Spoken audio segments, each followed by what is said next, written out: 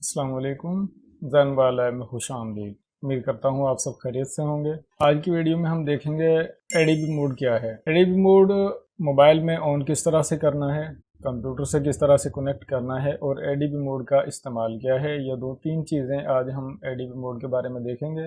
Video को मुकम्मल देखिएगा ताकि आपको मोबाइल इस्तेमाल करते हुए एडीबी मोड और मोबाइल सॉफ्टवेयर करते हुए एडीबी मोड की समझ आ जाए। तो आइए शुरू करते हैं।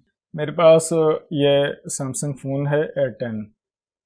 तो इसमें एडीबी को ऑन किस तरह से करना है, आपने सेटिंग को ओपन करना है। सेटिंग में आपने जाना है अबाउट फ़ोन में। अबाउट फ़ोन में आपने सॉफ्टवेयर इन्फो है, इसको ओपन करना है।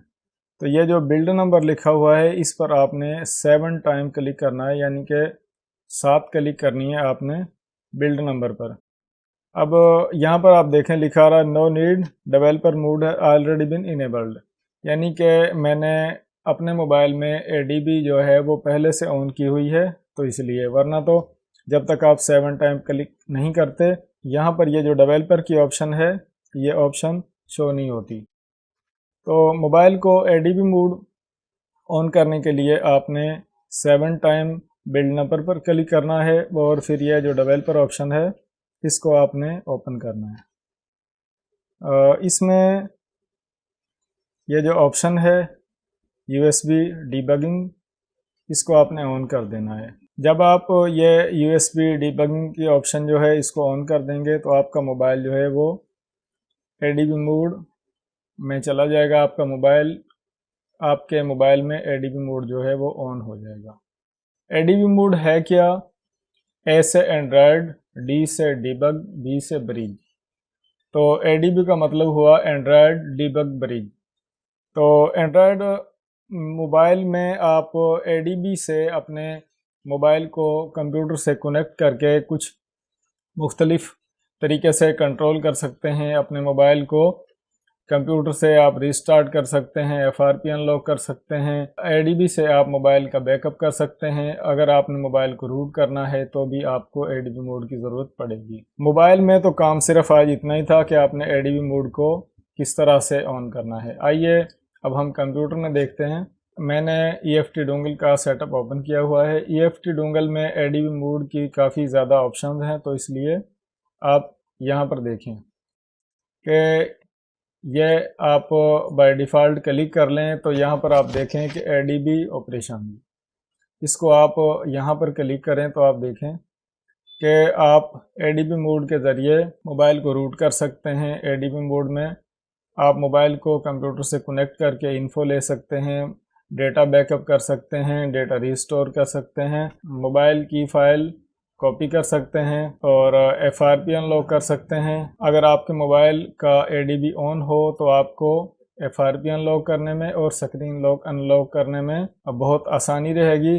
आप स्क्रीन लॉक जो है ओपन कर सकते हैं। स्क्रीन लॉक जो है वो एडीबी रूट के ज़रिए आप रिमूव कर सकते हैं, डेटा प्रोटेक्ट रहेगा आपका। और जो मोबाइल में लैंग्वेज होती हैं हिडन, यानी कि कुछ चंद एक लैंग्वेज जो हैं वो शो हो रही होती हैं, उसके अलावा लैंग्वेज हिडन होती हैं जो कि सॉफ्टवेयर में मोबाइल में राइट हो चुकी होती हैं, तो वो आप इनेबल कर सकते हैं। एडीबी में आप मोबाइल को रिबूट कर सकते हैं, यानी कि मोबाइल ऑन है तो मोबाइल बंद होकर दोबारा ऑन होगा। रिबूट यानी कि बंद होकर मोबाइल को दोबारा ऑन होने को रिबूट कहते हैं। तो ये इतनी सारी ऑप्शन जो हैं वो यहाँ पर हैं। इसके अलावा कुछ चंद एक चीज़ें और हैं। यहाँ पर आप देखें कि रिमूव सिक्योरिटी लॉग, नोटिफिकेशन आप एडीबी में हटा सकते हैं और आप मोबाइल में जो कॉन्टैक्ट होते हैं उनका बैकअप एडीबी में कर सकते हैं। तो ये EFT डोंगल में इतनी सारी चीज़ें हैं जो एडीबी से होती हैं। को मैं मोबाइल को कंप्यूटर से कनेक्ट करता हूँ तो आप स्क्रीन पर गौर करें। मोबाइल जो है वो मैंने कंप्यूटर से कनेक्ट किया। अब यहाँ पर आप देखें कि ये जो ऑटो डिटेक्ट लिखा हुआ है, मैं ये टिक हटाकर स्कैन एडीबी पर क्लिक करता हूँ। मैं यहाँ से ये विंडो जो है इसको मैक्सिमाइज कर रहा हूँ, तो आप ये देखें कि ये जो मोबाइल मेरे पास है इसमें डिवाइस SM105 और ये इसकी की आगे लिखी हुई है। तो इस तरह से मोबाइल जो है वो यहाँ पर शो हो जाता है। अब मैं ये जो मोबाइल है इसको एडीबी में रिबूट करने लगा हूँ। आप देखें रिबूट में कितने ऑप्शन हैं, reboot to system, reboot to download, reboot to recovery, reboot to boot loader या फास्ट बूट। तो आप ये एक डेमो चेक कर लें कि मैं मोबाइल को रिबूट टू डाउनलोड करने लगा हूँ कि मोबाइल जो है वो बंद होकर दोबारा ऑन हो तो डाउनलोड मोड पर चला जाए। मैं स्टार्ट पर क्लिक करता हूँ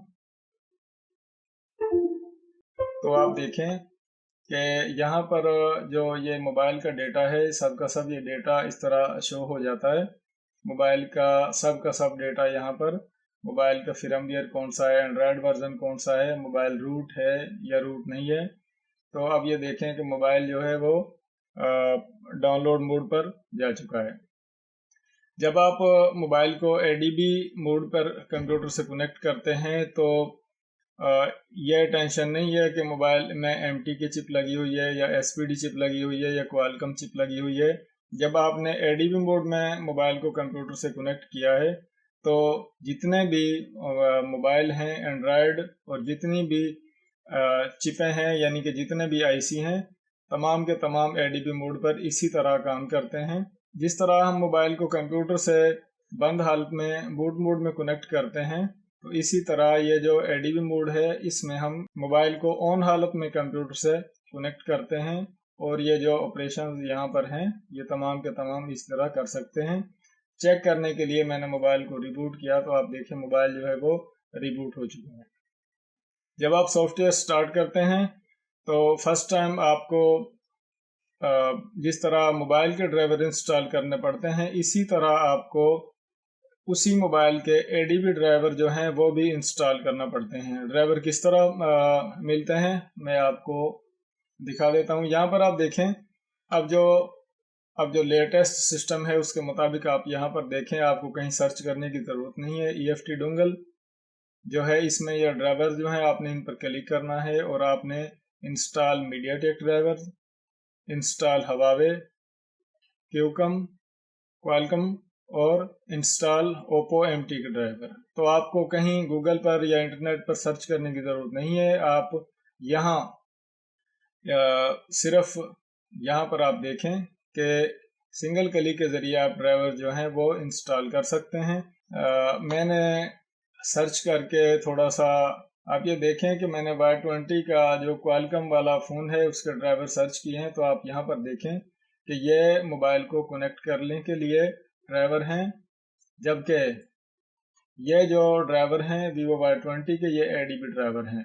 तो इस तरह अगर एडीबी में आपका मोबाइल कंप्यूटर से कनेक्ट हो, ड्राइवर का इशू हो तो आप उसके ड्राइवर ज़रूर डाउनलोड करके इंस्टॉल करें तो आपका मोबाइल जो है वो एडीबी मोड पर कंप्यूटर से कनेक्ट हो जाएगा।